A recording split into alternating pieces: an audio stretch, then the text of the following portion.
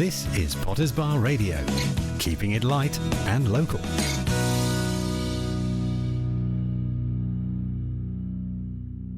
A long, long time ago, I can still remember how that music used to make me smile. And I knew if I had my chance that I could make those people dance, and maybe they'd be happy for a while. But February made me shiver with every paper I deliver. Bad news on the doorstep, I couldn't take one more step. I can't remember if I cried when I read about his widowed bride, but something touched me deep inside the day the music died. So bye-bye, Miss American Pie. Drove my Chevy to the levee, but the levee was dry. And them good old boys were drinking whiskey and rye, singing, this'll be the day that I die. This'll be the day that I die. Did you write the book of love, and do you have faith in God above?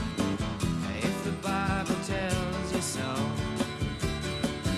Do you believe in rock and roll? Can music save your mortal soul? And can you teach me how to dance real slow?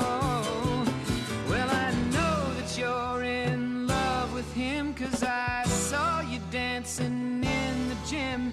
You both kicked off your shoes.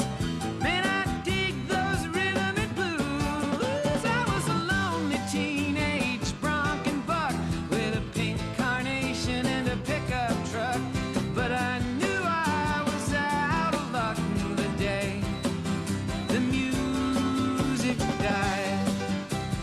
I started singing bye-bye, Miss American Pie. Drove my Chevy to the levee, but the levee was dry. Them good old boys were drinking whiskey and rye, and singing, this'll be the day that I die. This'll be the day that I die. Now for 10 years we've been on our own, and moss grows fat on a rolling stone, but that's not how it used to be. When the jester sang for the king and queen in a coat he borrowed from James Dean, and a voice that came from you and me. Oh, and while the king was looking down, the jester stole his thorny crown. The courtroom was adjourned. No verdict was returned. And while Lenin read a book on Marx, the quartet practiced in the park, and we sang dirges in the dark the day the music died. We were singing bye-bye, Miss American Pie. Drove my Chevy to the levee, but the levee was dry. Them good old boys were drinking whiskey and rye, and singing, this'll be the day that I die. This'll be the day that I die. Helter-skelter in the summer swelter, the birds flew off with a fallout shelter. 8 miles high and falling fast. It landed foul on the grass. The players tried for a forward pass, with the jester on the sidelines in a cast. Now the halftime air was sweet perfume, while the sergeants played a marching tune. We all got up to dance, oh, but we never got the chance, 'cause the players tried to take the field. The marching band refused to yield. Do you recall what was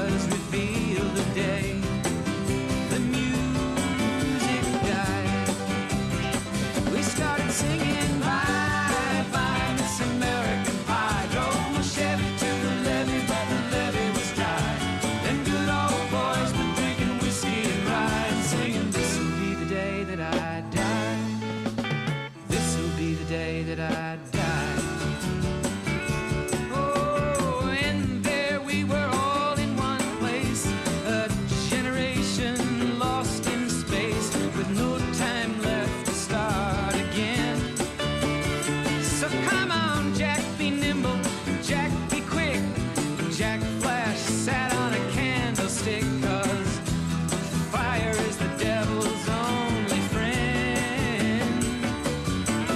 Oh, and as I watched him on the stage, my hands were clenched in fists of rage. No angel born in hell could break that Satan's spell. And as the flames climbed high into the night to light the sacrificial rite, I saw Satan laughing with delight. The day the music died, he was singing bye bye Miss American Pie. Drove my Chevy to the levee, but the levee was dry. Them good old boys were drinking whiskey and rye, and singing, this'll be the day that I die. This'll be the day that I die. I met a girl who sang the blues, and I asked her for some happy news, but she just smiled and turned away. I went down to the sacred store where I'd heard the music years before, but the man there said the music wouldn't play. And in the streets the children screamed, the lovers cried and the poets dreamed, but not a word was spoken. The church bells all were broken, and the three men I admire most, the Father, Son, and the Holy Ghost, they caught the last train for the coast. The day the music died, and they were singing bye bye Miss American Pie. Drove my Chevy to the levee, but the levee was dry. And them good old boys were drinking whiskey and rye, singing, this'll be the day that I die. This'll be the day that I die. They were singing bye bye Miss American Pie. Drove my Chevy to the levee, but the levee was dry. Them good old boys were drinking whiskey and rye, singing, this'll be the day that I die. You're listening to Yogi Baird with Helen Cooper. Good morning, everybody. Welcome all. It's been quite a few weeks, I think, since the last Yogi Baird show, so thank you for joining me once again.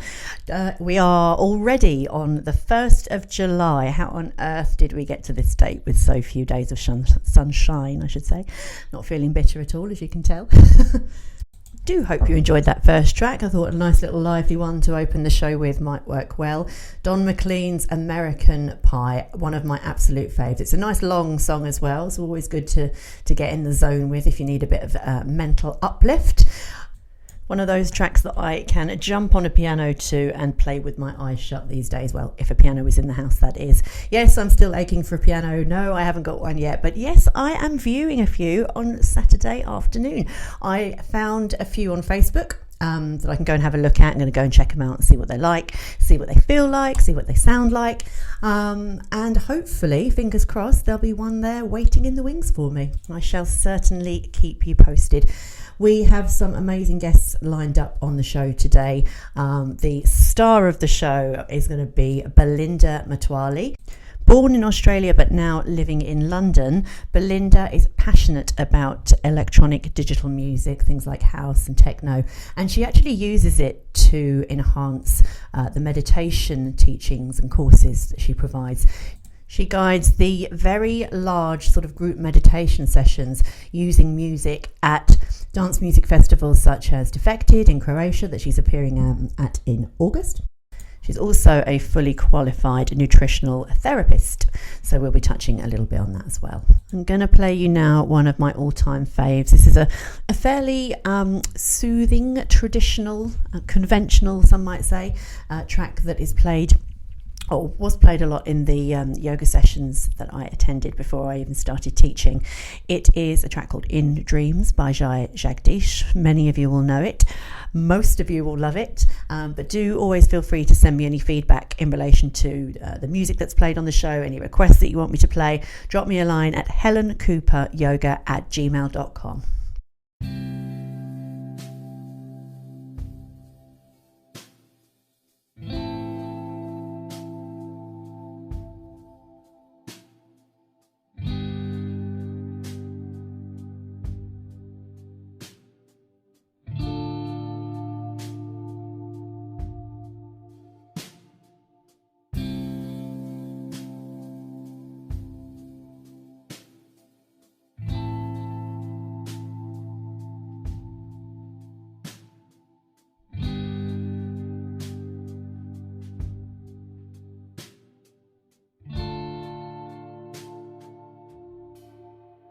Know you are loved. Rest in peace. Dream your sweet dreams till your soul is released. Know you are loved. Rest in peace. Dream your sweet dreams till your soul is released.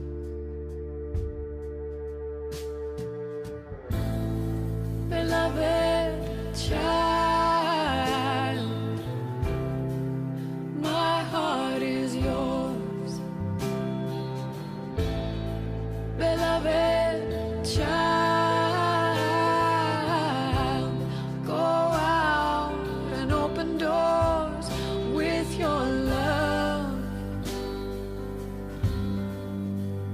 with your faith, with your compassion, with your grace, oh, with your grace.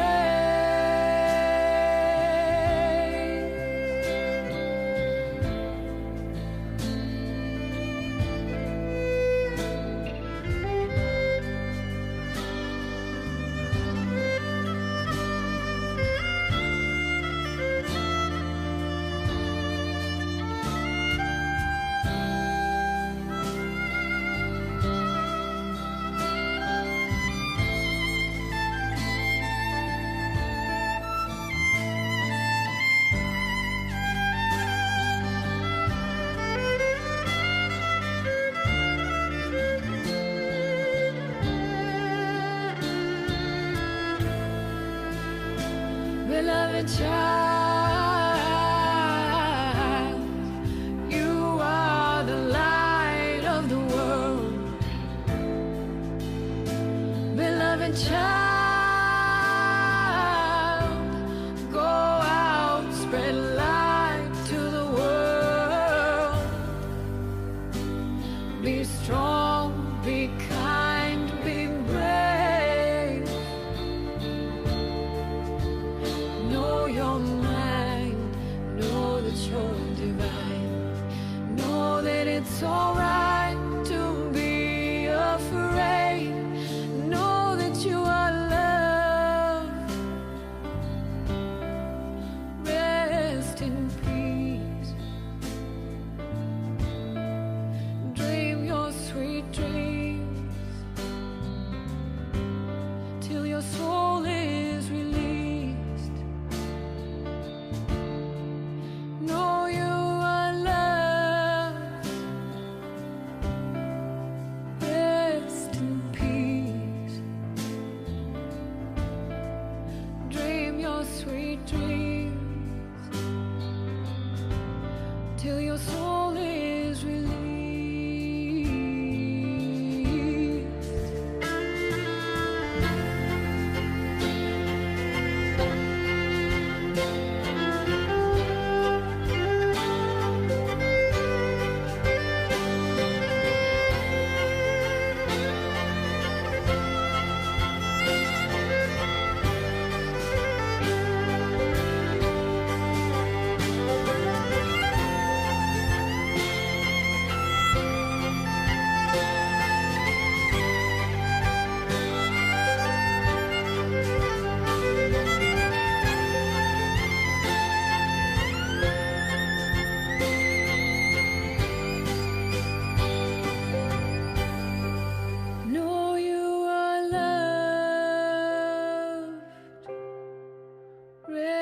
rest in peace.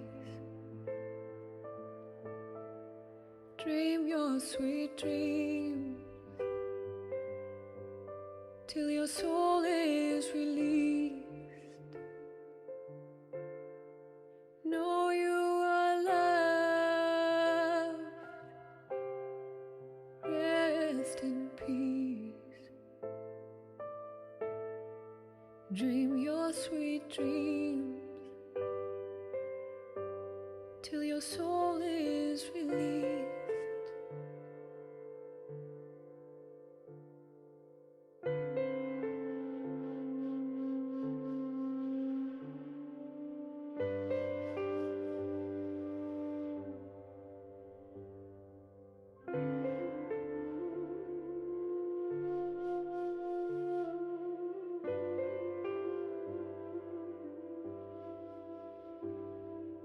Dhana dhana Guru Ramdas, dhana dhana Guru Ramdas, dhana dhana Guru Ramdas, dhana dhana Guru Ramdas.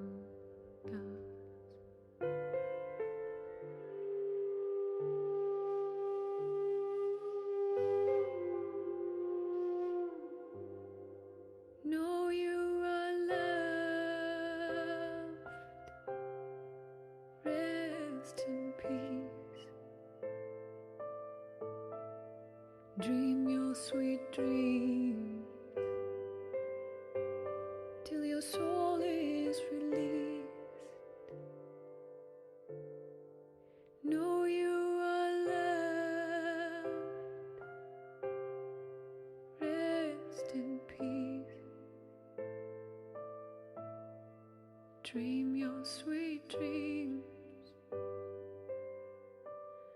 till your soul is released.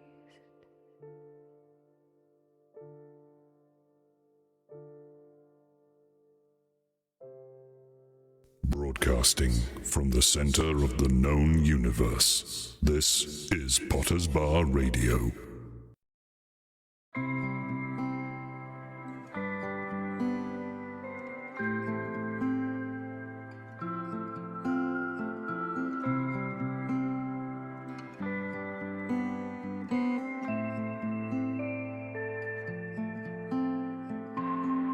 In the morning rain, I sit so close to you, staring at the sky. Can't believe the view. After everything, you would never know that this bleeding heart is on its way back home. I need you.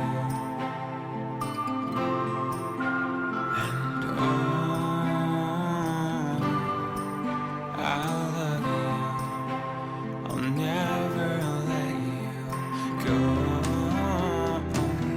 I've been feeling like I've been stuck in my head my whole life. I lie awake at night, the colors in my mind. How do you get so bright? I've been praying for the time to call you mine. I've been waiting for the stars to all align.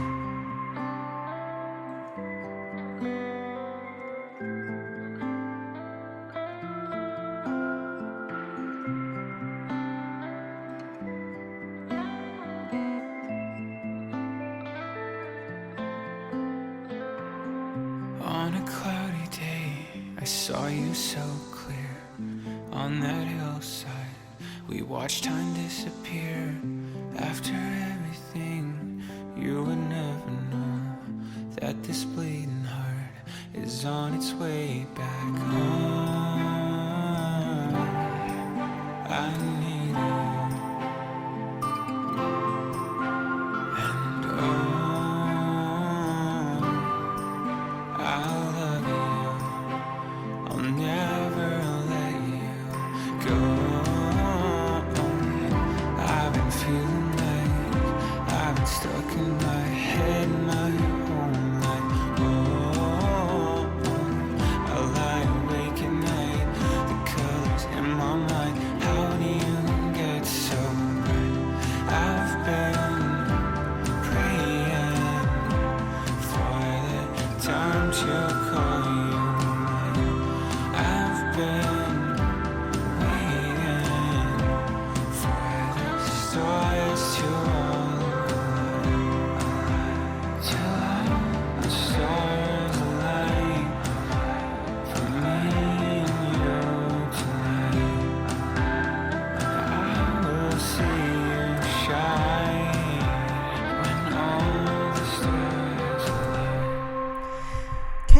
believe I literally only stumbled across that song yesterday. It's Jordan Solman, Waiting for the Stars.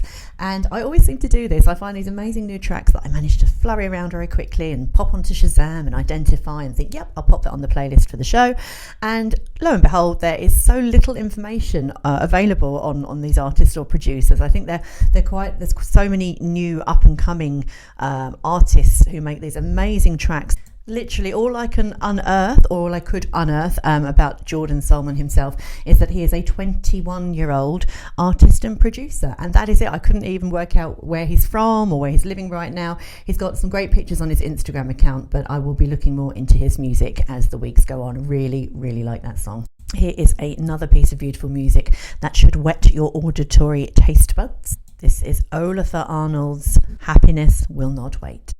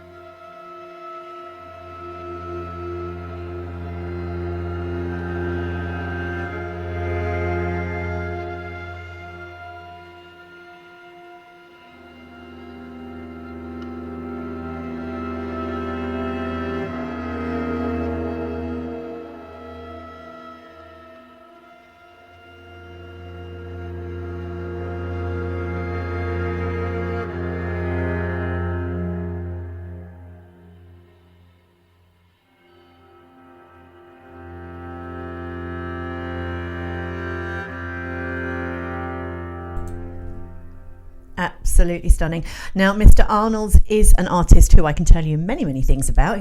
The chap is 34, he is from Iceland, and I really like the classical piano style of that piece. But Mr. Arnold also makes some really heavy rock music, and he's also a fantastic techno producer as well. So you can see where that sort of blend of two musical genres, that sort of collision of both classical and digital electronic music starts to blend in.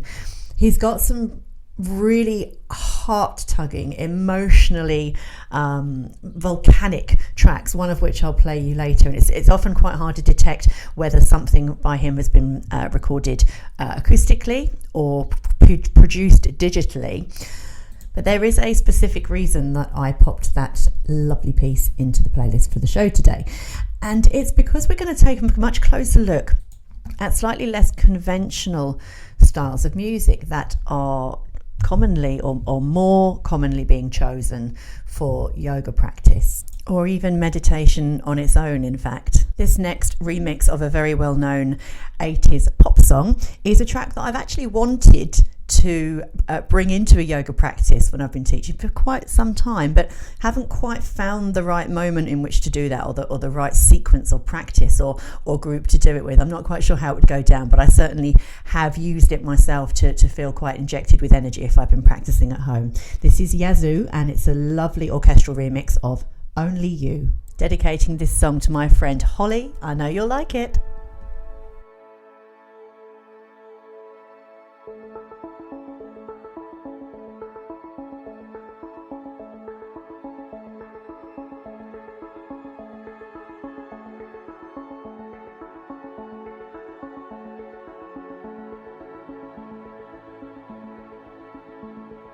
Looking from a window above, it's like a story of love. Can you hear me? Came back only yesterday. I'm moving farther away. Want you near me? All I needed was the love you gave. All I needed for another day. And all I ever knew, only you. Sometimes when I think of her name, when it's only a game, and I need you, listen to the words that you say, it's getting harder to stay. When I see you, all I needed was the love you gave. All I needed for another day, and all I ever knew. All I needed was the love you gave. All I needed for another day, and all I ever knew, only you.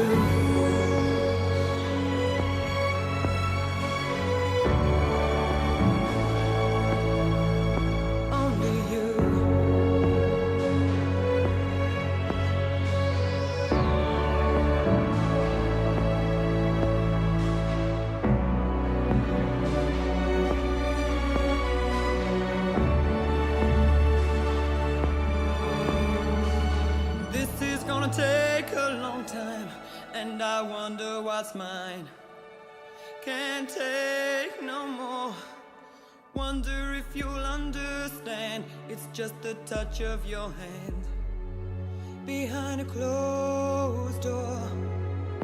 All I needed was the love you gave. All I needed for another day, and all I ever knew, only you. All I needed was the love you gave. All I needed for another day, and all I ever knew, only you. Shh! Can you keep a secret? You're listening to Potter's Bar Radio, the newest radio station serving the Potter's Bar area and beyond, with great music, gripping stories, local and national news and comment. So, can you keep a secret? Well, you don't want your friends enjoying all of that as well, do you? Potter's Bar Radio. Pass it on. Yogi Baird with Helen Cooper. Taking the hump out of the camel pose.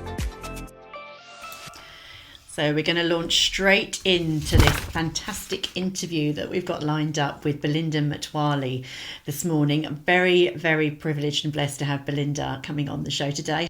You may have seen from my social media posts that this woman couldn't be more deeply connected to both yoga and music, which is, of course, the very apparent theme of today's show. Welcome, Belinda. Thank you so much for coming on. I'm really excited to chat with you about both yoga and music this morning. Thanks for getting in touch with us, Erin. Oh, it's an absolute pleasure. Just to think, for the benefit of the listeners at home, Belinda is a teacher of meditation. She is passionate, and I mean seriously passionate, about electronic music and is a qualified sound therapist. She also is a nutritional therapist. But yeah, let's find out a little bit more. Belinda, I was totally drawn in when I looked at your website. I think what really resonated with me was on your website, it says about your passion for meditation and electronic music, which is obviously quite unconventional, relatively unconventional in terms of sort of mainstream yoga and meditation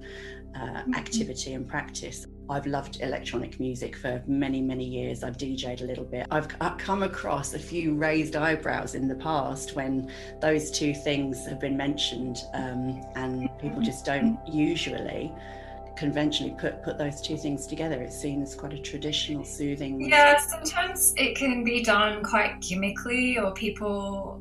I'm just sometimes a meditation snob because I have really put in a lot of effort with a lot of love, like really learning what meditation is at its core.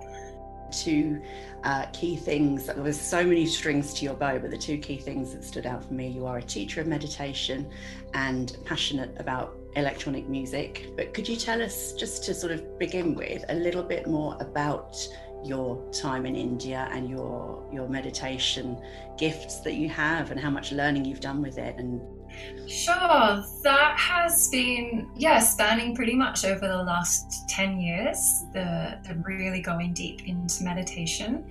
I've had a really choppy, changey life of living in a lot of countries and doing a lot of different careers. So everything from marine biology in Australia to then investment banking in London. And it was just after the investment banking stint, and I was studying nutritional therapy, but I was starting to feel quite discontent, I guess, with my life and just feeling like there must be something more. And I didn't really know what that was. Back then, meditation certainly wasn't as popular as it is now and was considered a bit woo-woo, or you'd have to go to a strange center with monks or wear different clothes. So I just had this kind of feeling inside of me, okay, there's something missing, there's something I need a bit more. And through a series of quite fortunate events, very kismet, my bank got bought out, I took a voluntary redundancy, my landlord said he'd sold my flat and I had to move out, so I got a bit of a cosmic push. And basically I took a 2-year sabbatical and I traveled all through South America, then I went to Southeast Asia, and eventually I landed in India. And in all the other places I had learned little bits of meditation here and there, but it was in India that it really landed. I met there are 3 masters who work together. Actually, they don't work together anymore, but at the time they did. And they basically had created like a university for meditation.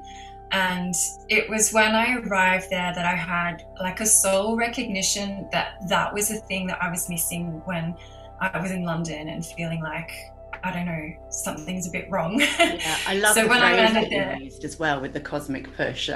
Again, that's something that I can really relate to when you feel that there's a void or something, a box that isn't currently being ticked, and then you sort of just wait and become open to it, or take a pause, and the universe will definitely push you off that beautiful cliff and put you into a new realm. It was a real leap of faith. Up until that time, I really planned everything with precision. So, like just going off on a one-way ticket to South America and not having a home. Wow. It really, it was. But it's like that phrase sometimes, if you are getting all those signs inside you and you go, you are kind of caught and held. And then that kind of landed me, as I said, in India. Was it scary taking that first step? And like you say, the one-way ticket, that must have been quite daunting for you. Yeah, I think I was quite excited. And then when I got to the airport, I was like, okay, what am I really doing here? You know, that's sometimes anytime we take a big leap in life, we can feel quite bravado about it. It's just, and then when the rubber hits the road and you're really in that crunch time, you're just like, what am I doing? And it's like you're just getting tested, like, you know, how much do you really want this? And, you know, how courageous are you going to be? Excellent.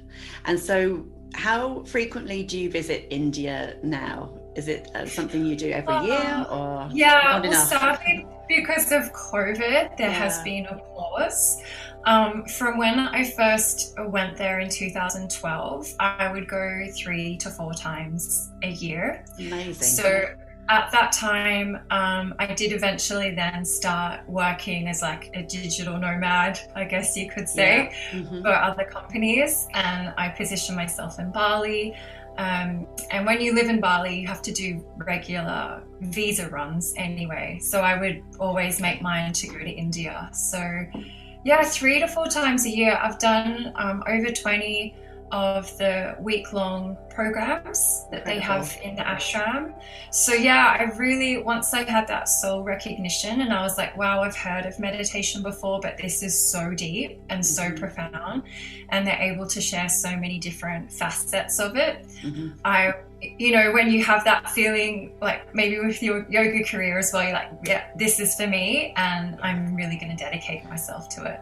Absolutely. And at what stage in your exploration of meditation did the light bulb come on and you thought, okay, I think I'd like to share this with others, I think I'd like to teach this now? Was it something that happened fairly soon, or was it like a gradual transition? Well, yes and no. I think it's normal that when we first learn something, we want to tell everyone about it and share about it, especially when it has a profound impact on us. I had a mentor, a spiritual mentor, who I was working with at that time, who was more traditional, and he actually wanted me to do 7 years where just being the student. Not thinking about how I could teach or share this, but just really to focus everything on myself. And of course, people have very different beliefs about this. But it's really tricky today. I think too often people get into something and they like it, and then they want to make it their career straight away. And then it's like, how can I market myself? How can I make money out of this? And I do think that sometimes that can take away just the sheer beauty and joy of doing something. So of course, this requires a lot of discernment, and everyone's different. But I think there is something special in just having reverence and honoring, especially things like yoga and meditation, and really deeply putting yourself in the experience for a period of time before you go into that teacher role. And I think that creates a different kind of teacher. Yeah, absolutely. I think you just reflecting on that made me feel, or amplified how grateful I feel that I did wait so long to teach. I was probably practicing for 7 or 8 years, and I was sort of harboring that experience. I really wanted to cherish that and to hold it very close to me, because it had such an impact on me as a person and my self-care. And I was almost afraid to let that go. I thought it would dissipate or dilute if I were to then start teaching and sharing and putting a lot of energy into the giving side of it. But something was tapping me on the shoulder quite persistently, and after 7 or 8 years I then chose to take my yoga teacher training, but I was almost, it was a cosmic push for me as well. I'd been in a very steady job in the music industry for 6 years, something that I absolutely loved, and lost that job very suddenly, and I was possibly traumatized by that. It really did, shake me quite hard. And I thought, well, now's as good a time as any. I have all this free time, I have all this energy, I need to get over the job loss. And I went to have a 10-day retreat in India, it was a yoga retreat, and I just sort of had to mull it all over. And then as soon as I came back, I went on to Cape Cod and did my teacher training over there. So definitely a cosmic push. Yeah. Belinda, we're going to come next on to a bit of exploration about your involvement and your talents and gifts with music. Before we do, I'm going to slip in a little Madonna track here. I myself not a huge fan of Madonna, but I do like this one to practice to. I think it's because you can hear the breathing. There's lots of sort of Ujjayi style breathing within the track, and I really find that amplifies and enhances my energy and my zest for breathwork and pranayama during practice.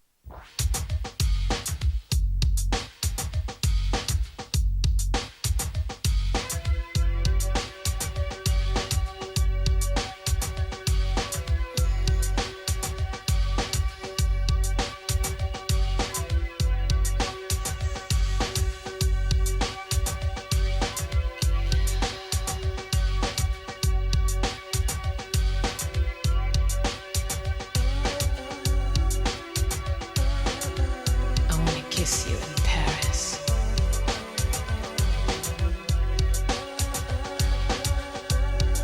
I wanna hold your hand in Rome. I wanna run naked in a rainstorm. Make love in a train, cross country. You put this in me, so now what? So now what? Wanting, needing, waiting for you to justify my love.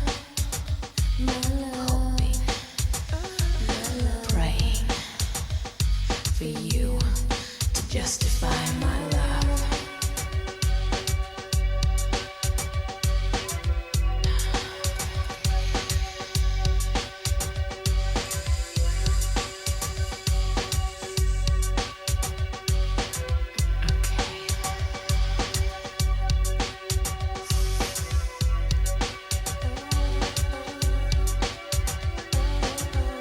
I wanna know you.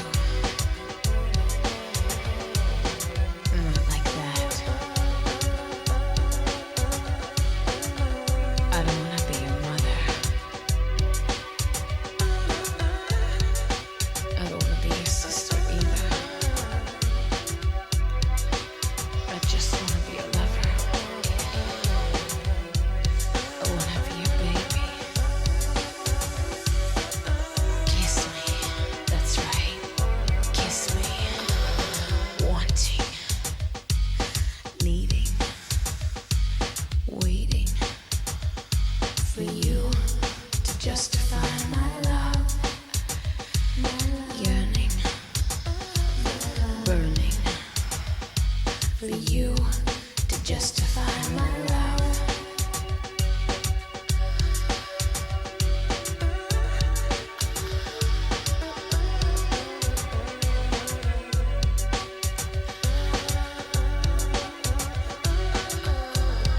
What you gonna do?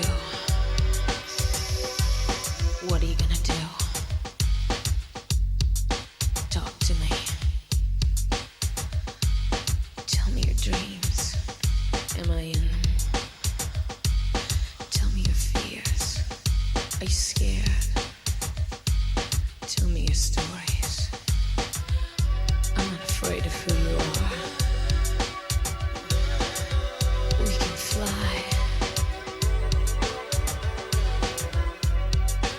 Poor is the man whose pleasures depend on the permission of another. Love me. That's right. Love me.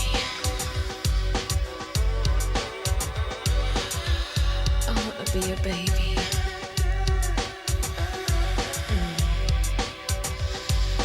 Yeah. Wanting, needing, waiting for you to justify my love. I'm open and ready for you to justify my love. To justify my love. Wanting to justify. Waiting to justify my love. Praying to justify. To justify my love. I'm open to justify my love. This is Yogi Baird with Helen Cooper. Yogi Baird with Helen Cooper indeed. Just for the off chance, if anyone hasn't had a link to my website recently and you want to have a little bit more information on the work that I do with yoga meditation, my web address is helencooperyoga.com, and you can also reach me via email, helencooperyoga@gmail.com. If you have any questions about anything we've discussed on the show itself today, feel free to drop me a line and I will usually respond within a few hours.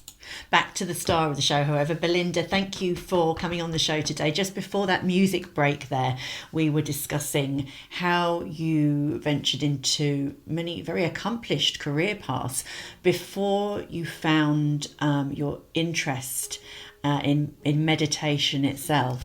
As our listeners, though, will be aware by now, you also have a very strong career in music carved out as well. What is your musical preference? What do you lean toward? What do you find stimulates you most with your music? Have you always been electronic, digital, or have you enjoyed sort of anything acoustic or traditional over the years? What's your personal preference for music? Yeah, I think always electronic. That's been a really big inspiration. I mean, I've loved music like all of us, I think, pretty much ever since I was little. I was always touching all the equalizer buttons on my dad's at home, like a really old JVC sound system. So before I could walk, I was like playing with all the sounds and just had a huge fascination. And then at school, I don't think I was considered a little bit tone deaf. I don't think I passed they gave kids music exams, and it was like if you could tell the difference between the tones, you got to do music, and then if you didn't, you kind of got left out. So, which I think is a bit of a shame, because I think that's like, you know, when you have a knock like that when you're little, like you can't sing or you aren't good enough in your tonal hearing to learn an instrument. So I didn't have that experience really as a child, but like, you know, most people, music creates so much emotion within us. So I think we all have that connection. And yeah, for sure, with my generation and growing up, when I did electronic music was like, you know, really, really booming. So that's always been massive for me. And then, yeah, certainly when I lived in London, I'd be going out like all weekend, going to Ibiza all the time. And when I was working at the investment bank, again, like a lot of people, that was really my let go. Yeah, absolutely. And I think we all need that let go, don't we? That balance of work and play. But how lovely that you've been able to bring that passion for music into your everyday life, I guess, now. I have been really interested in sound. So I got over the thing about, as a child, being told, you know, I wouldn't be able to play instruments. And at that time, it was a couple of years ago now, but sound healing was really becoming more popular. So I did enroll myself in a sound therapy diploma course because I was interested. I was like, this is a language I want to learn. I want to learn about intervals and harmonics. I also enrolled in, I guess you could call it like a producing course, just really basic, so I could learn software like Logic, so I could record sounds and mix them and things like that. So that I did give myself a little bit of a grounding. a little bit of an education. And yeah, that's when I started making my own meditations with electronic music and started my electronic music meditation classes in London. Fantastic. When you were doing your trainings with your meditation, was music encouraged or discouraged? Was it all silent meditation? I'm really curious to see how that. Sure. Well, it's both actually. So the ashram I went to in India was really beautiful. It's actually, I'll explain, it's post-lineage.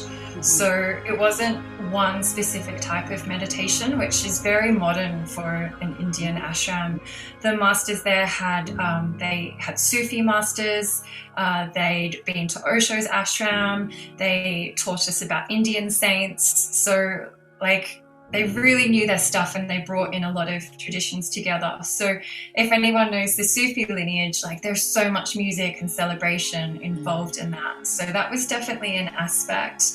And music is helpful in really helping us come into the moment, the way we can listen to the sounds. We would also do active meditations where we'd be moving, and so using the music to help us with that.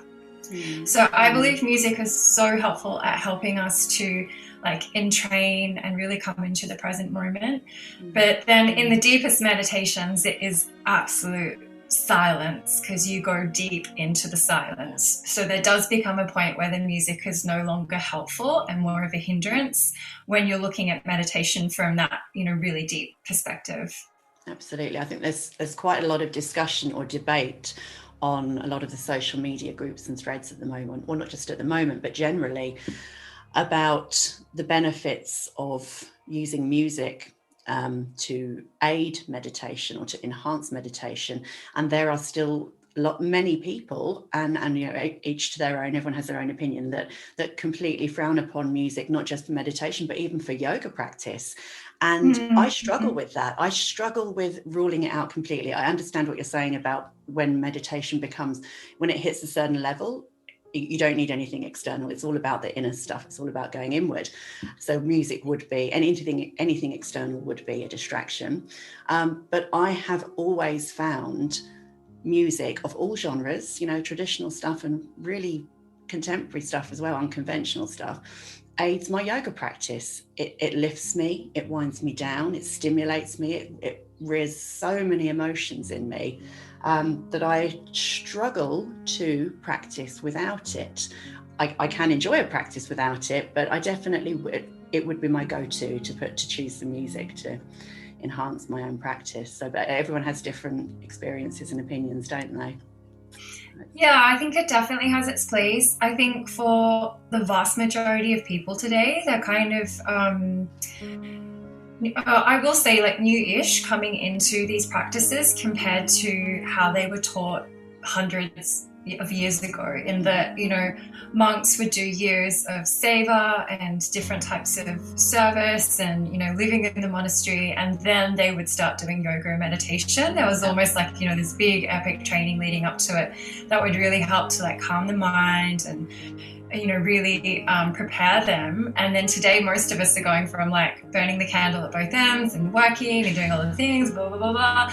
And then, if you just try and sit for a meditation without any preparation, it is going to be really quite difficult, because that's not how it was kind of designed. And so that's where music and active meditations have kind of, I think, really come in to create a bit of a bridge for people so that the practice is more accessible for them. Absolutely. And I'm all for that, for making stuff like this, any practice that will bring more peace to anyone, to make it just, if music works, if that's the hat that fits, then definitely use it as a bridge, like you say, to make it more accessible, which is fantastic. I had a quick look at your website, thorough look actually, and there's so many courses that are available, masterclasses and stuff that you host. The one that stood out for me, because you're obviously, you trained as a nutritional therapist as well, Eating for Meditation Masterclass. I think that sounds fascinating. What's just from a personal perspective? This is one of, so to go back to my earlier story, I was studying nutritional therapy at the Institute of Optimum Nutrition in London when I was working at the investment bank. So I'd done that training.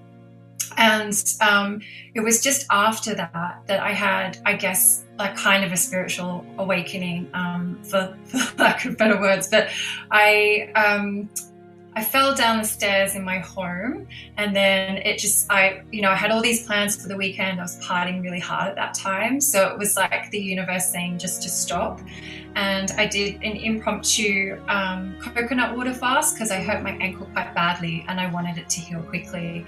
And during that time, I had a really expanded experience, which was really beautiful. And that's where I started to get a few downloads about, well, how we eat, how does that affect how we feel?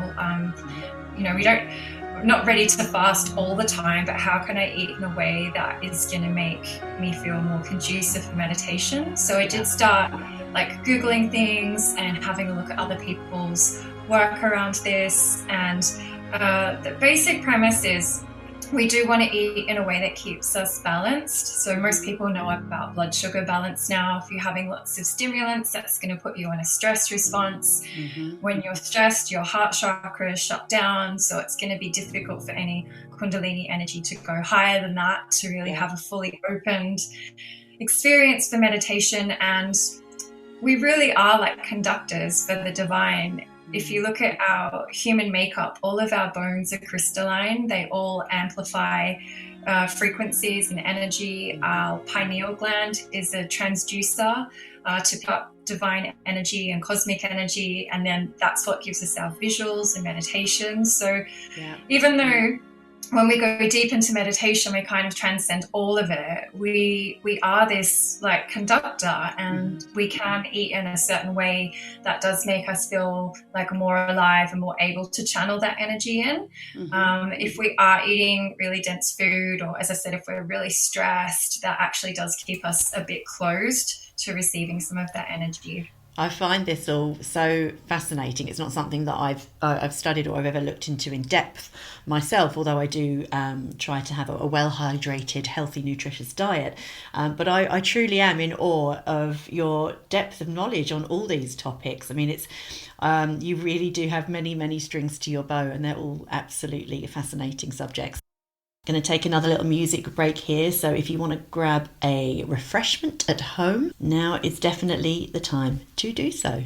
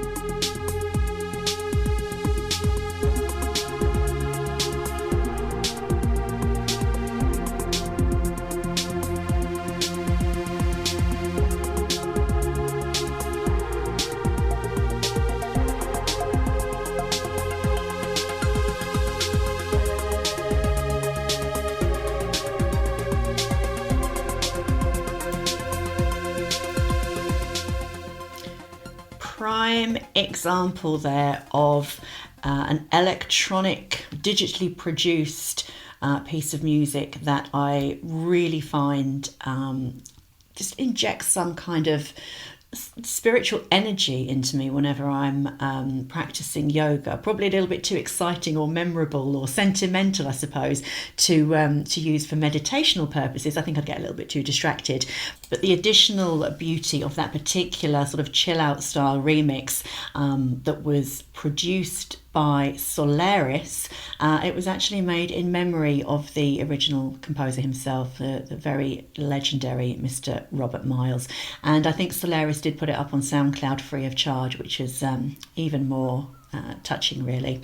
Back to meditation teacher and sound therapist Belinda Matwali. Belinda, I'd love to know your thoughts on how mental well-being in our very tempestuous music industry currently sits. How do things stand right now with that? There has been a huge increase in the music industry and mental health and mental wellness. Mm-hmm. So my partner is a DJ. His DJ name's Bushwhacker, and he's been in the industry for over 32 years and had so much success, but really also have felt the mental wellness kind of I'll say hardships of being in the music industry, of having to tour all the time, or the anxiety of like, is this going to do okay, this track? Or, there's so many things that go on. And I think, him doing that, now trained as a psychotherapist, and me as a meditation teacher, we actually work together in a company we formed called Listen Up Therapy.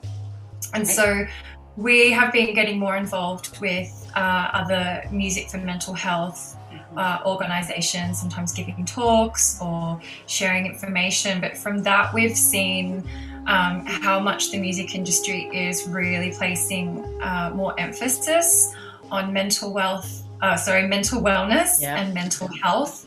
Especially during the lockdown, but actually even before that, just because there's often not a solid continuity of work for a lot of artists. It's like, you work one week and then not, or, as a sound engineer, you may be working to really hard deadlines to make sure things get done, or you may be a roadie and away from your family. So there's this whole network of different issues that people are facing. And I think for a long time, like a lot of things in our society, it's just like, oh, that's just the way it is. And now people are like, well, it doesn't have to be that way. We can actually, create more tools to support everyone and be more open about this. Absolutely. There's such a hugely diverse range of pressures within the music industry as a whole. You've got the pressures of roller coaster of either, burnout work or tight deadlines, and then maybe spells of little or no work, being self-employed as a musician, but it varies from role to role within the music industry. But those pressures are definitely there, and it's up to us to decide whether we take action to balance out or modify the pressures that come with working in that industry. I've seen a lot more people now are combining the meditation and music, like what we were talking about before, and that's becoming, it's becoming a way that makes things more accessible to people. And I think that's even why, I'm doing more festivals, because people are really open to the idea now. It's like, oh, hey, I'll give this a go. Having meditations and wellness seems to be part of almost every festival. So you'll be appearing at Defected in Croatia in August. What will you be doing there exactly? What's your role? In the morning they're doing wellness. So a beautiful friend of mine, Smoke and Joe, she does yoga with her house music, and she's been obviously a really successful DJ, and she's been teaching yoga for a long time. So that's a beautiful fusion. And then I'll be complementing that with an electronic music meditation, which is doing some movement in the beginning, and then coordinating breath to sound, and then going into a deeper meditation at the end. So the idea is just to rejuvenate everyone before going into the festival. And I find having some movement at the beginning, typically I do things like shaking. It's just really good to let go of any other people's energy, which we pick up at festivals, and just to really, clear out anything that's not yours, and then be able to drop deeper into the practice. So I've done this at a few festivals now, and you might think, oh, how can you meditate at a festival? But even at Firm Cotton's Happy Place, my meditation was at the end of the day, and it was a really great way for everyone to shake off the energy of being around like hundreds of people, and the music kind of acts as a container that really kept everyone into the space. So it actually worked really well. It sounds amazing. It really does. I personally have not experienced yoga or meditation at any music festival or event that I've been to. So this to me is like a treasure chest of, this is something I have to put on my go-to list next, my bucket list, and try. I was teaching in a small studio just local to here when I first started as a yoga teacher. And it was all very sort of, mantra music, very traditional music that was played within the studio by everyone in there. And I remember I dropped a chill out version of Robert Miles's Children, and I think it became a little bit of a distraction at first because no one was expecting to hear any sort of dance music or remixes of such. But after the initial rabbit in headlights, goodness me, what's she playing here? It really did enhance the practice, and people found that they got into it. It was a tune that lifted their heart, lifted their spirit. All sorts of endorphins were going off in their brain, I imagine. And I sort of shaped my own teaching style and ambience and atmosphere from things like that. And it's it might not be the conventional genre that gets played, but it certainly serves the purpose if played in the right capacity and everything. But to do yoga to house music, I think is fabulous. Who makes the music for your electronic music meditations? Do you produce anything yourself? Does Matthew do it? Some of it I have. I've done some collaborations with Matthew, which is really nice because we really do believe in the infusing intention, and when you know what the class is going to be and you create a song just for that, it is really special. I sometimes even use some of Matthew's older rave tracks from the 90s. He's got some gems, and sometimes I'm just listening and I'm like, oh, I can really imagine doing a class with this, the inspiration drops in.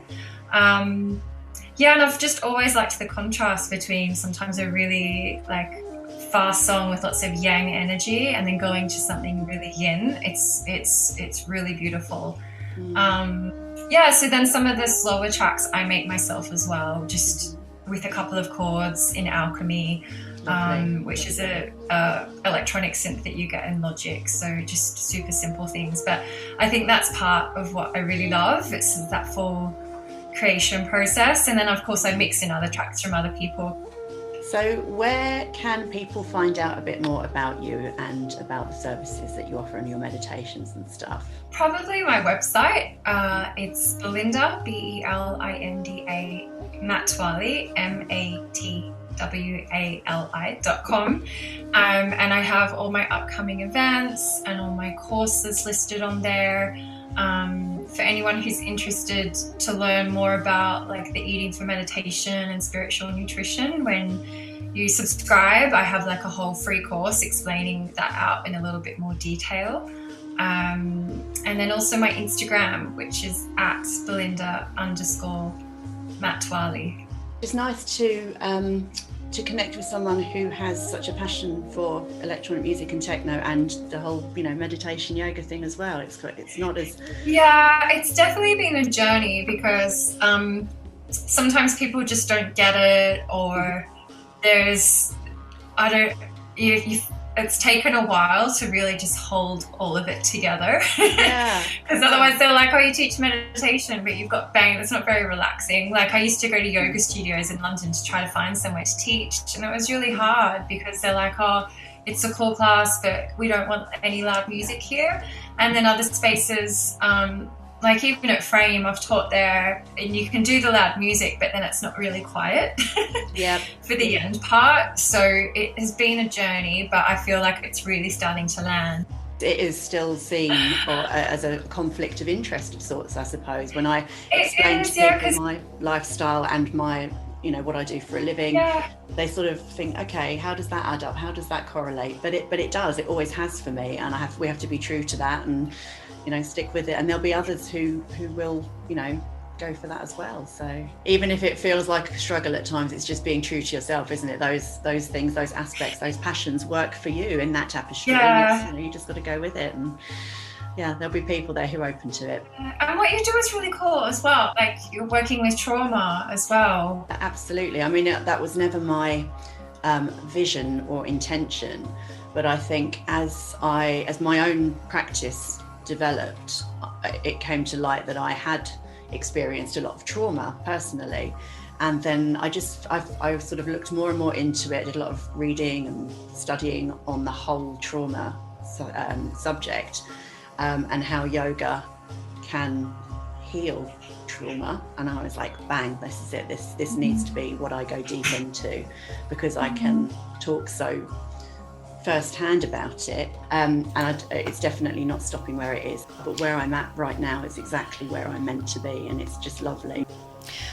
I honestly feel like we've touched on so many topics today, even though we've obviously set the base of yoga and music, Belinda. But I really want to offer my thanks to you for giving so much time to come on the show, to share your knowledge, to share your passions for these many things, not just yoga and music. I'm sure our listeners at home will be very, very grateful and take so much from the conversation that we've very thankfully had. I strongly encourage you to go right now, even in fact, and check out Belinda's website, which is www.belindamatwali.com. On there you can find everything about this fascinating genius, in fact lady, in my honest opinion. Find out everything that she's doing at the moment, what she's coming up in future. Specifically, the thing that excites me, I might even look at tickets for this provided travel will permit, is that Defected Festival in Croatia in August, where Belinda will be doing an electronic music meditation there to start the day off and get everyone sort of physical and mental wellness in top form. You can also find Belinda on Instagram, and she is at Belinda_Matwali, or you can just reach out to me and I can put you in touch and direct you to her website and all the many wonderful projects that she's doing. My email address is helencooperyoga@gmail.com.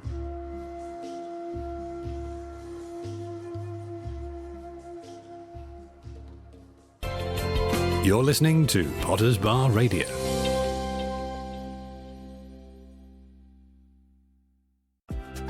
Yogi Bed with Helen Cooper.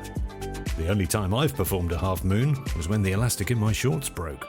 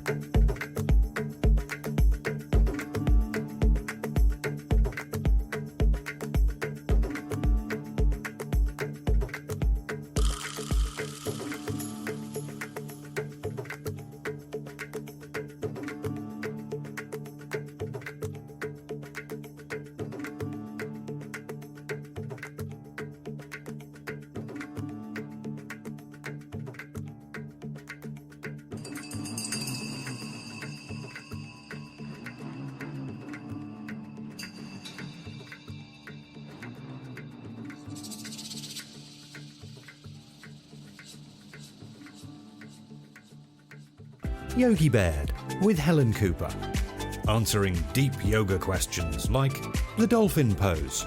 What's the porpoise?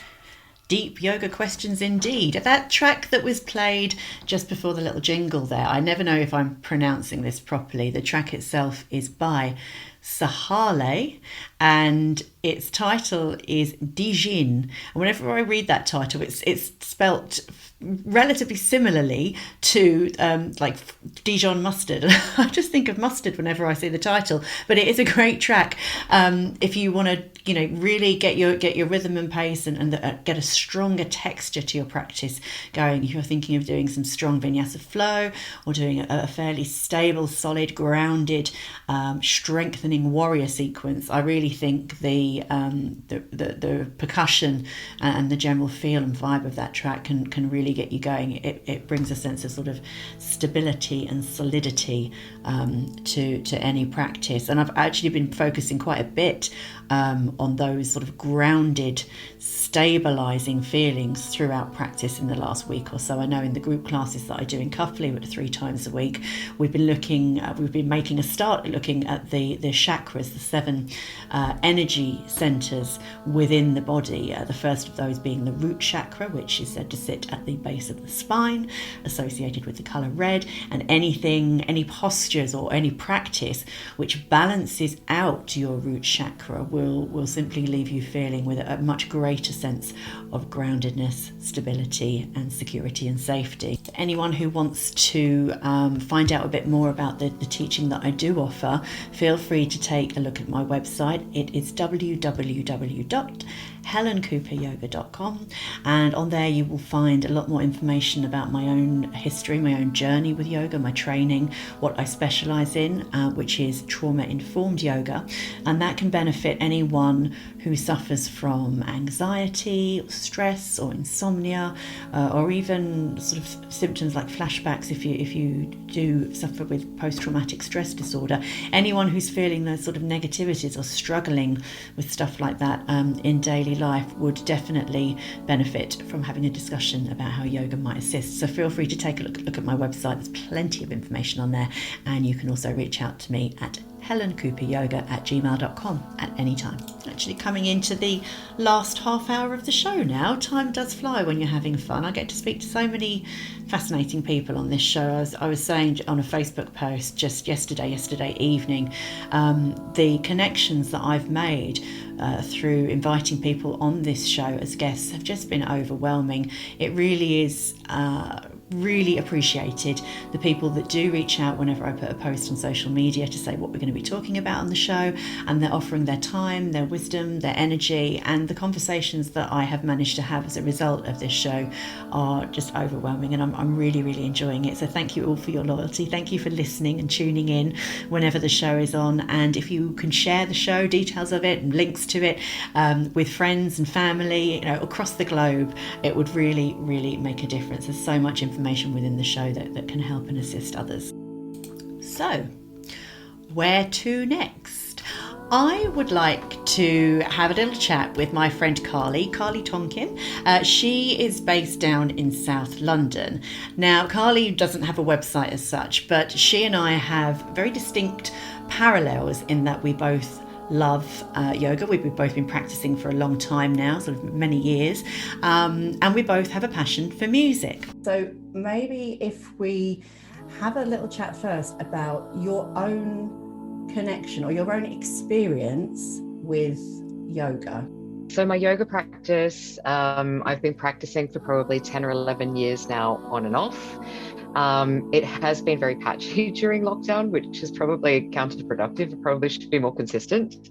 But I've sort of kept up practicing one class a week online when we were in lockdown, and sort of getting back to the studio a little more now that studios have opened up and we can get back in there. But it has been, I suppose, a constant for a very long time that I've sort of dipped in and out of as and when I've needed it.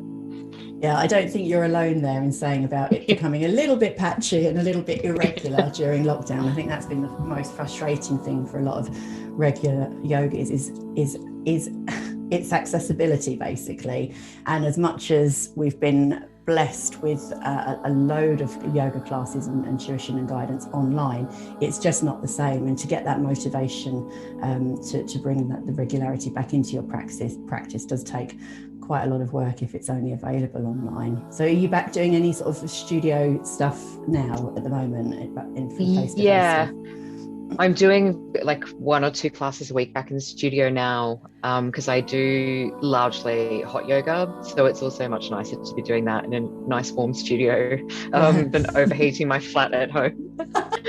There's only so many degrees you can bump up the temperature in a domestic, in a residential place, isn't there? Exactly. But I think like during lockdown, I was doing more sort of milder styles of yoga, like yin, which lends itself a lot better to being at home. It sounds like, as you say, you've been practicing for 10 or 11 years, so your practice has reached a stage of consistency and something that you can rely on and that you were definitely feeling the benefits coming through from. But one of the other parallels between you and I think, which is always strengthens a friendship, is your passion for music as well. Tell us a little bit about the sort of music that you like. I suppose my passion now is largely electronic music, and has been for probably about 20 years now. It's interesting because as I've gotten older, I've sort of found I never thought I would, but I'm sort of found myself leaning a little more into like classical and sort of neoclassical, which was something I never thought I'd find myself being interested in. But it has been something that I've found a lot of parallels between the two types of music. So I think people think of electronic music as being like lots of beats and a bit probably noisy and repetitive. But I think there's certain elements of both that are quite similar, just the way that the two styles are composed, the way they tend to have sort of a consistency. A lot of electronic music doesn't have vocals, and I think they're sort of I'm finding there's quite a lot of similarity between the two styles of music, which I sort of touch in and out of depending on my mood or what I'm doing, whether I need to get work done or not. So that's kind of largely what I listen to at the moment.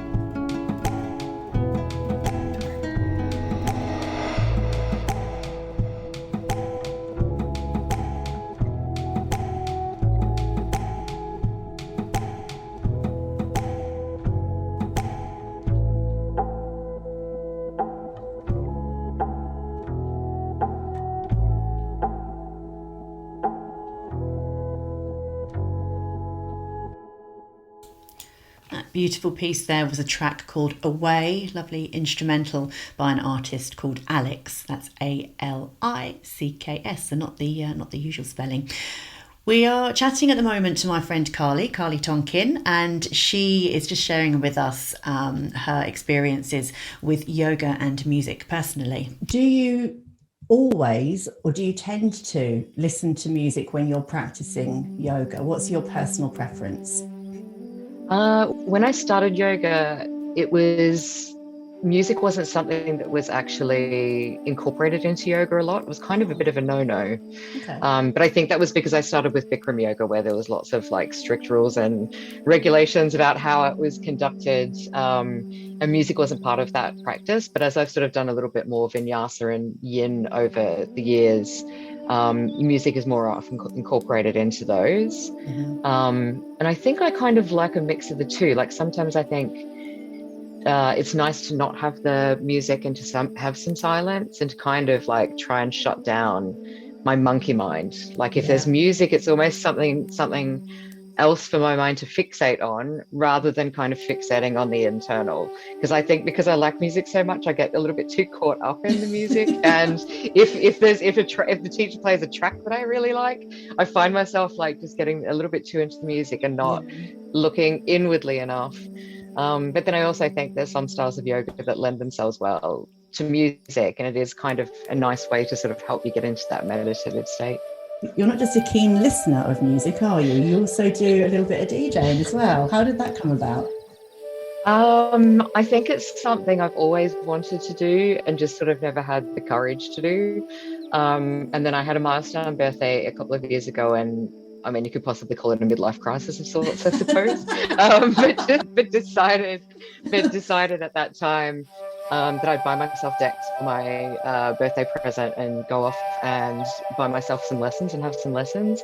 So I've been like a kind of living room DJ for about 3 years now. That's fantastic. And you've put together a few things and stuff. You say living room DJ, you play it down a little bit, Carly, to be honest, but you do put together some great mixes of, would you say it's predominantly techno or house music or a blend of both or other stuff too? It's probably, I suppose I started out with techno and deep house. I found during lockdown my taste in music has really quite shifted. Mm-hmm. And I think it's kind of, with so much for your mind to deal with and it kind of being not a great situation that we've been through, I found myself leaning a little bit towards house or even like some of the old sort of classic dance music I used to listen to. It's almost, I don't know what it is about it, but it kind of, I've not listened to techno and deeper music as much because I feel it's sort of maybe just a little too dark or something. And I was kind of looking for something a bit more upbeat. But along with that, I've also been listening to a lot more sort of classical electronic crossover as well. And there's plenty of that out there. I think there's so much music available in classical style that if your ear isn't finally tuned to it, or it can be difficult to pick up on what's acoustic and what's digital as well, because it's being made so smoothly and professionally and with such expertise now, I think. Exactly. There's a lot of it around, but there's some really good stuff around. Yeah, fantastic. And have you ever thought about producing any music, Carly?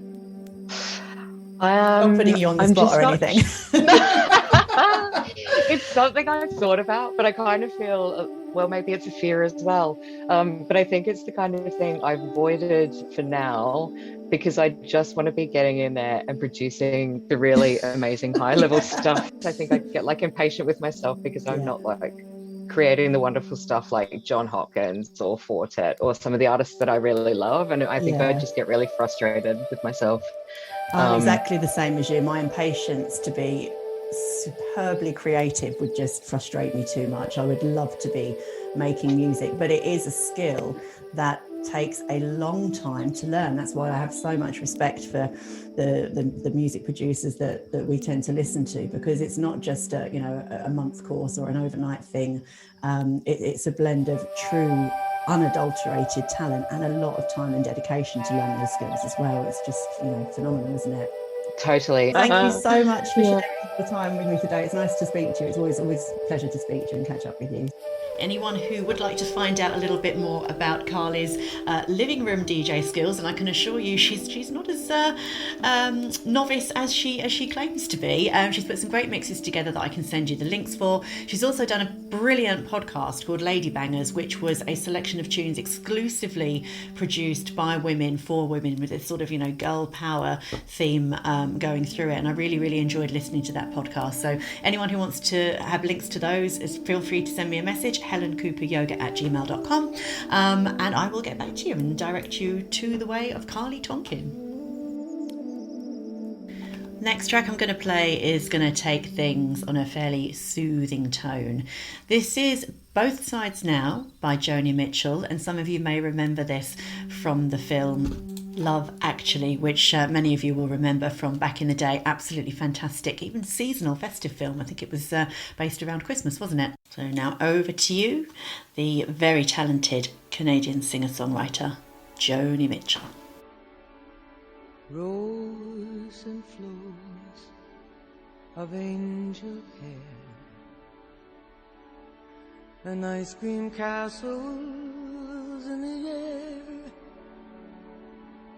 and feather canyons everywhere.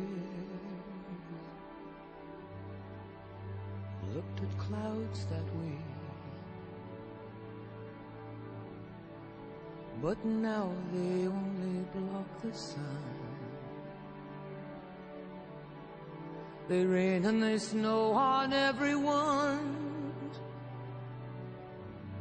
So many things I would have done, but clouds got in my way. I've looked at clouds from both sides now, from up and down, and still somehow it's cloud illusions I recall. I really don't know clouds.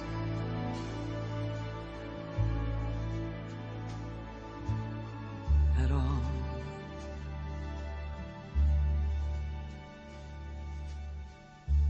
Moons and Junes and Ferris wheels, the dizzy dancing way that you feel as every fairy tale comes real. I've looked at love that way, but now it's just another show. And you leave them laughing when you go. And if you can, don't let them know. Don't give yourself away. I've looked at love from both sides now, from give and take, and still somehow it's love's illusions that I recall. I really don't know love.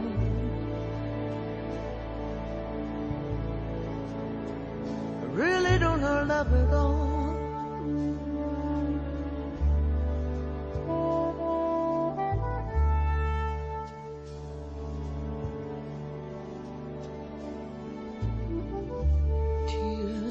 And fears and feeling proud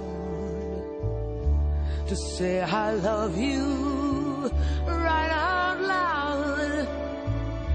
Dreams and schemes and circus crowds, I've looked at life that way. Oh, but now old friends, they're acting strange, and they shake their heads and they tell me that I've changed. Well, something's lost, but something's gained in living every day. I've looked sides down from win and lose, and still somehow it's life's illusions I recall. I really don't know life at all.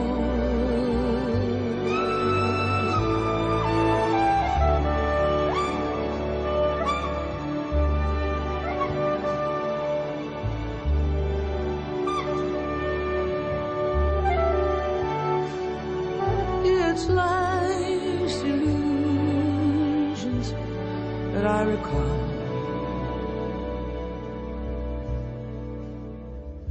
I really don't know life.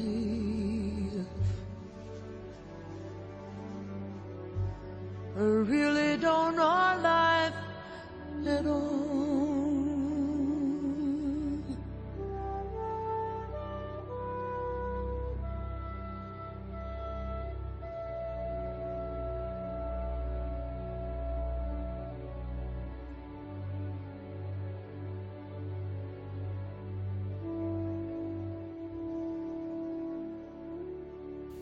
Well, if a strong hip opening sequence isn't enough to get your emotions flowing, or maybe even a little trickle of a tear down the side of the cheek, then that song may well do the trick. Coming into the final 15 minutes of the show now, I'm going to encourage you to just take a sit back and maybe put your feet up for a little bit.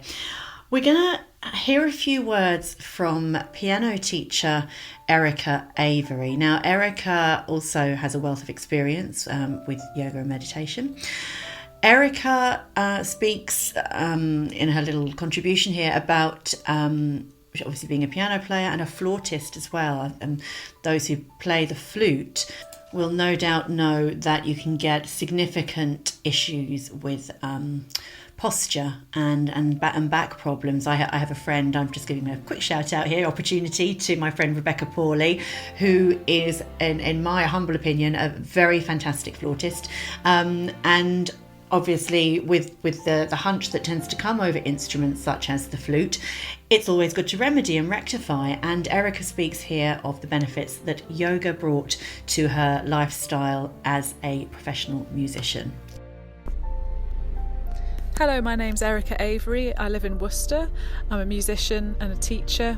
I predominantly teach piano lessons, and I've been teaching and practicing music for about 17 years now.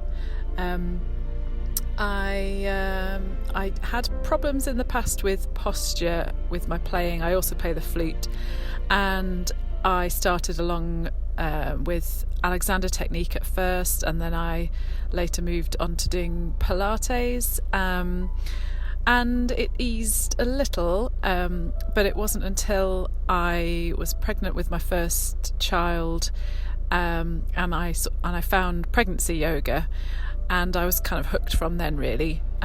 It was pretty much the only thing that made me feel good while pregnant, and I've continued it since then, so that was 5 years ago now. I love the feeling of the stretching you get doing yoga. It's just like nothing else, and doing that in a group setting with music, so you can, it's just somewhere to focus and just do one thing. I absolutely love it. I have tried doing yoga at home on using YouTube videos and things, but I've just never got on with it. I just, something about having to go to a class that just keeps it going, keeps me motivated.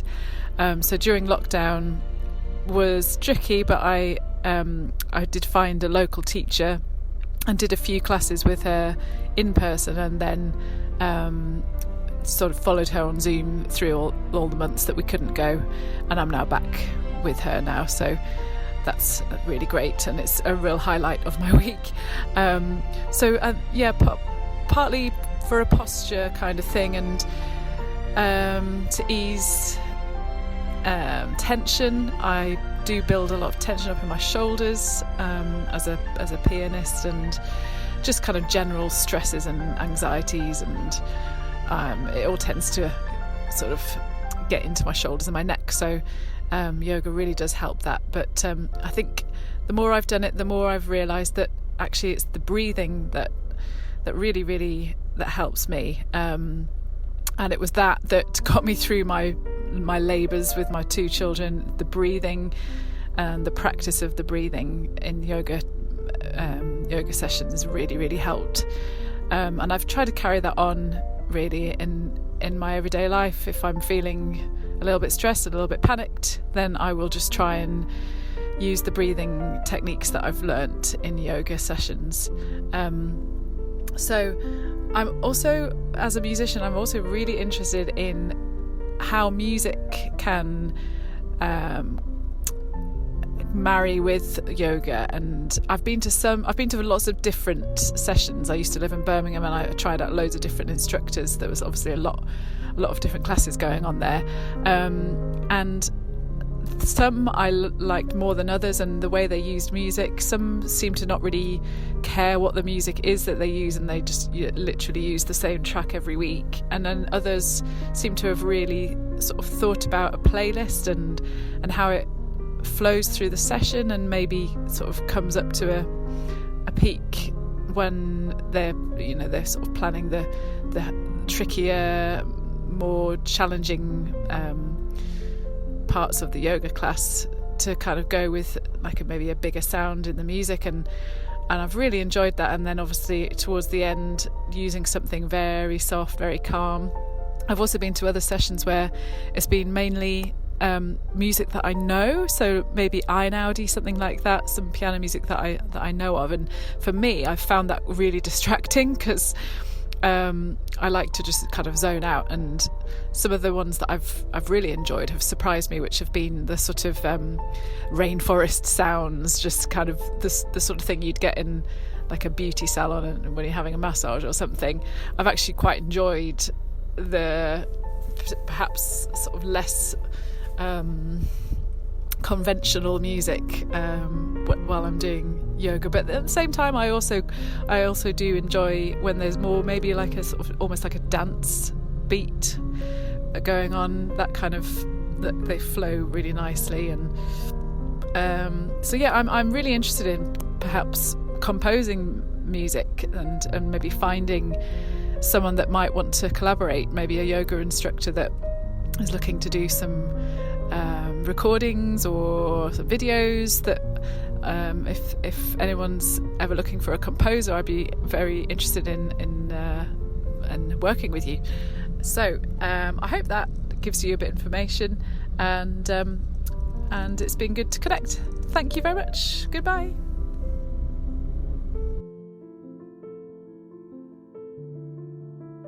Valuable contribution there from Erica Avery, piano teacher and musical composer.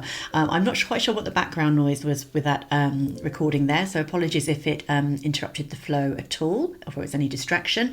But I think the content of what Erica was saying and sharing there was yet another contribution to the show that sheds even more light on how yoga can successfully marry with music. If there are any yoga teachers out there who are looking for a composer to collaborate with, please do drop me a line and I can put you in touch with Erica. My email address is helencooperyoga@gmail.com. You can also contact me via my website, which is www.helencooperyoga.com. In fact, anything that we have touched upon or discussed within this show today, you're welcome to reach out to me and drop me a line if you have questions, if you have comments, if you had feedback. I would absolutely love to hear from you. We've sort of blended the show down for this closing few minutes to a more traditional sound or vibe. I know that we touched upon a lot of sort of contemporary stuff with all the electronic music going on in the middle of the show, and to open things up nice and lively. But I'm going to play a very soothing piece of mantra music. I think I may have even played this track on the show before. It's a wonderful track. It's very inspiring if you want to use it in your practice. Om Namo. The mantra in its entirety is Om Namo Gurudev Namo, which in its literal translation from Sanskrit means I bow to the creative wisdom and I bow to the divine teacher within. Thank you so much for tuning in to Yogi Baird Show, the 8th Yogi Baird Show, as we head into July. Enjoy this last piece of music from me, Helen Cooper, on the Yogi Bed Show. Enjoy the rest of your week, and I will catch up with you all in a fortnight. Take care. Lots of love. The rain is pouring down like all the souls you send here, coming to this earth to find healing.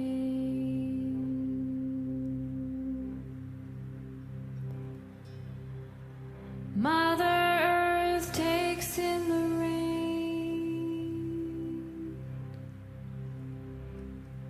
like your heart takes my voice.